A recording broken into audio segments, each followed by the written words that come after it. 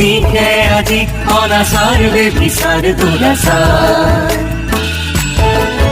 নাই কোনো কৃষ্টি আর সংস্কৃতি সংস্কার দিকে আজি অনাসার বেবিসার দুরাসার নাই কোনো কৃষ্টি আর সংস্কৃতি সংস্কার নষ্ট আজি শান্তি আৰু সংহতি নষ্ট আজি শান্তি আৰু সংহতি প্ৰতিকূল নাকি ৰবি অনুকূল আহি পোহৰাই তুলিছে তিমিৰ ধৰণী প্ৰতিকূল নাকি ৰবি অনুকূল আহি পোহৰাই তুলিছে তিমিৰ ধৰণী কলিৰ কলুষ নাকি বেদৰ মেৰি তুলি ব্ৰহ্মাৰ আদি কৰি ৰাম কৃষ্ণ হৰি লিংগী সন্ধাৰণী প্ৰেম প্ৰবাহী বিষ্ণু স্বৰূপিণী সঙ্গী কৰি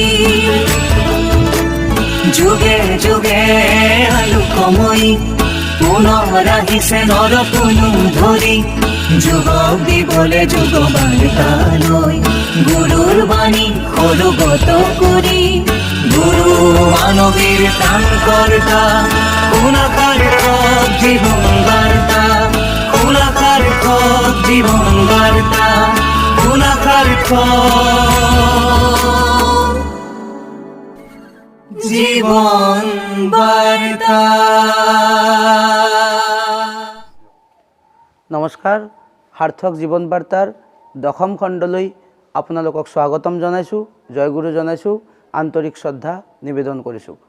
পূৰ্বৰ খণ্ডসমূহৰ লগত সংগতি ৰাখি আজিৰ আমাৰ আলোচনাৰ বিষয় ভগৱান একজন, দুইজন নে বহুজন। শ্ৰদ্ধা দাদা আৰু মাসকল, আমি সকলোৱে জানো ঈশ্বৰ একজনেই, ভগৱান একজনেই, যাৰ বাবে শাস্ত্ৰত লিখাই আছে একং মে বা দ্বিতীয়ং নাস্তি, অৰ্থাৎ ভগৱান এক, একৰ বাহিৰে দ্বিতীয় কোনেও হ'ব নোৱাৰে। ভগৱান এক আৰু অদ্বিতীয়। যদি ভগৱান আৰু এক অদ্বিতীয় হয় তেনেহ'লে মই আপোনালোকৰ আগত প্ৰশ্ন ৰাখিছোঁ, তেনেহ'লে আমি কিয় ৰাম, কৃষ্ণ, বুদ্ধ, চৈতন্যদেৱক বা ঠাকুৰ অনুকূল চন্দ্ৰক আমি কিয় ভগৱান বুলি কওঁ? তেনেহ'লে কি আমি শাস্ত্ৰক উপেক্ষা কৰিছোঁ নে আমি শাস্ত্ৰৰ সকলোবোৰ কথা উলংঘন কৰিছোঁ? এই বিষয়টোলৈ আজিলৈকে আমাৰ ধাৰণা সম্পূৰ্ণ নোহোৱাৰ বাবে আজি সমাজত ইমান সাম্প্ৰদায়িকতা গা কৰি উঠিছে। কোনোবাই কয় মই হিন্দু, কোনোবাই কয় মই মুছলমান, জৈন, বুদ্ধ, খ্ৰীষ্টান, আকৌ কোনোবাই কয় আমি আমাৰ বৈষ্ণৱ ধৰ্ম, কোনোবাই আকৌ কয় আমাৰ বামুণীয়া ধৰ্ম। এইবোৰ আৰু কি? ভগৱান যদি একই হয়, ঈশ্বৰ যদি একই হয়, তেনেহ'লে ইমান সম্প্ৰদায় কিয়? তেনেহ'লে আমাৰ নিশ্চয় ক'ৰবাত নহয় ক'ৰবাত ভুল হৈ আছে। সেই ভুলটো ক'ত? এই সম্পৰ্কে যুগপুৰুষোত্তম পৰম প্ৰেমময় শ্ৰী শ্ৰী ঠাকুৰ অনুকূল চন্দ্ৰই কৈছে যে গুৰুই হ'ল ভগৱানৰ সাকাৰ মূৰ্তি, সেয়ে গুৰুক ভগৱান বুলি কোৱা হয়। যাৰ বাবে আমি ৰামকো ভগৱান বুলি কওঁ, কৃষ্ণকো ভগৱান বুলি কওঁ, যীশু চৈতন্যকো ভগৱান বুলি কওঁ।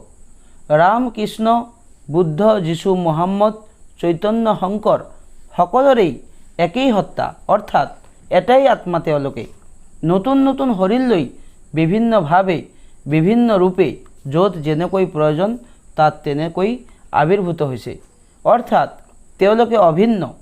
ৰাম যিটো সময়ত আহিছিল সেই সময়েৰেই ভগৱান আছিল ৰাম। শ্ৰীকৃষ্ণ, বুদ্ধ, যীশু, মহম্মদ, ৰামকৃষ্ণ, চৈতন্যও যিটো সময়ত আহিছিল সেই সময়ৰেই ভগৱান আছিল তেওঁলোক, যাৰ বাবে তেওঁলোক সকলোৱে ভগৱান। কিন্তু তেওঁলোকৰ আত্মা যিহেতু এটাই, যাৰ বাবে শাস্ত্ৰত উল্লেখ আছে একং মে বা দ্বিতীয়ং নাস্তি, অৰ্থাৎ ভগৱান এক আৰু অদ্বিতীয়।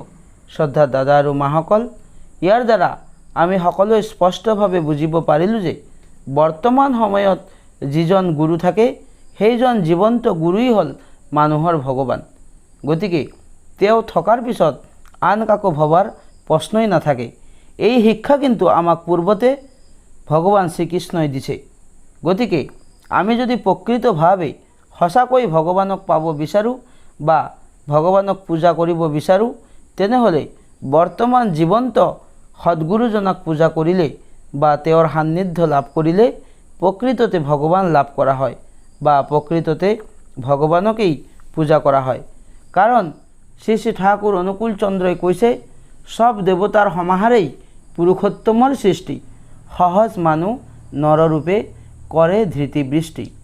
অকল এয়াই নহয়, মানৱ জাতিক ভগৱান সম্পৰ্কে শুদ্ধভাৱে জনোৱাৰ বাবে শ্ৰী শ্ৰী ঠাকুৰ অনুকূল চন্দ্ৰই তেওঁৰ দৰ্শনৰ শ্ৰেষ্ঠতম গ্ৰন্থ আলোচনা প্ৰসংগৰ প্ৰথম খণ্ডৰ 10 নম্বৰ পৃষ্ঠাত উল্লেখ কৰিছে যে পৰৱৰ্তী মহাপুৰুষৰ যেতিয়া আৱিৰ্ভাৱ হয়, পূৰ্বৱৰ্তীৰ সকলো কিছুই শেষ হৈ যায়। তাৰ কাৰণ তেওঁ নতুন ৰূপত আহে।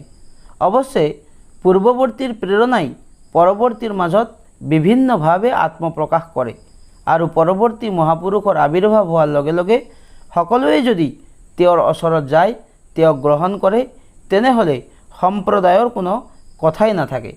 গতিকে আমি সকলো কথা জানিও শুনিও যদি তেওঁক গ্ৰহণ নকৰোঁ, আমি যদি আমাৰ গোড়ামিকেই প্ৰশ্ৰয় দি চলোঁ, তেনেহ'লে তাত ধৰ্মৰ অস্তিত্বই বা কি থাকিব আৰু ভগৱান সম্পৰ্কে প্ৰকৃত ধাৰণাই বা আমাৰ কোনদিনা উদয় হ'ব। সেয়েহে মই সকলোকে সাৰ্থক জীৱন বাৰ্তাৰ মঞ্চৰ পৰা আহ্বান জনাইছোঁ, যাতে সকলোৱে জীৱন্ত সদ্গুৰু শ্ৰী শ্ৰী ঠাকুৰ অনুকূল চন্দ্ৰক গ্ৰহণ কৰি জীৱন সাৰ্থক কৰি তোলে।